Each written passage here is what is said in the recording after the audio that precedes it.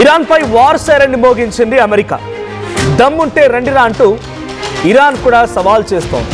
So Iran పై అటు America చాలా అగ్రెసివ్గా ఉంది. ఏ క్షణమైనా క్యాప్చర్ చేయాలన్న ఉద్దేశంతో ట్రంప్ కూడా ఉన్నాడు. ఇటు ఇరాన్ అధ్యక్షుడు Iran supreme leader Ali Khamenei కూడా ఏమాత్రం తగ్గడం లేదు. రండి చూసుకుందాం అన్నట్టుగానే సవాల్ విసురుతూ ఉన్నాడు. అమెరికా ఇరాన్ యుద్ధ హెచ్చరికలతో హై టెన్షన్ మొదలైంది. ఇక ప్రపంచంలోనే అత్యంత శక్తివంతమైనటువంటి దేశంగా ఉంది అమెరికా. సైనిక శక్తిలో 14వ ప్లేస్లో ఉంది ఇరాన్. వాయుసేన నౌకాదళంలో అమెరికాకు తిరుగులేని ఆధిపత్యం కొనసాగుతున్నారు. డ్రోన్లు క్షిపణుల వ్యవస్థలో ఇరాన్ చాలా బలంగా ఉంది. అమెరికా వద్ద F-22, F-35 వంటి అత్యాధునికమైనటువంటి స్టెల్త్ ఫైటర్లు ఉన్నాయి. ఇరాన్ వద్ద షహాబ్ 3, ఖైబర్ షెకాన్ వంటి బాలిస్టిక్ క్షిపణులు కూడా ఉన్నాయి. ఇక హార్ముజ్ జలసంధిలో గెరిల్లా యుద్ధం చేయడానికి ఇరాన్కు స్పీడ్ బోట్లు, సబ్మెరైన్లు ఉన్నాయి. ఇరాన్కు అదనంగా హెజ్బుల్లా హౌతీలు కూడా కొంత బలంగా మారే అవకాశం ఉంది.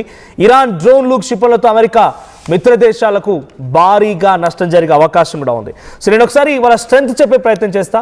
సో మిలిటరీ పరంగా ఓవరాల్గా అమెరికాలో సుమారుగా 20 లక్షల మంది సైన్యం ఉంటే ఇటు ఇరాన్ వైపు నుంచి 12 లక్షల మంది సైన్యం ఉన్నారు.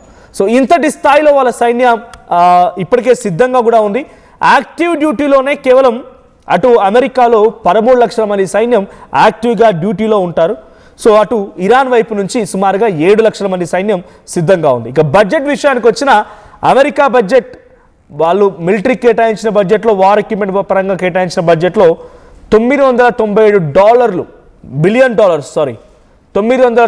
బిలియన్ అమెరికా తమ బడ్జెట్లో వార్కి అండ్ ఆర్మీ పరంగా కేటాయిస్తే అటు ఇరాన్ కేవలం $16 బిలియన్ మాత్రమే కేటాయిస్తే చాలా వ్యత్యాసం ఉంది.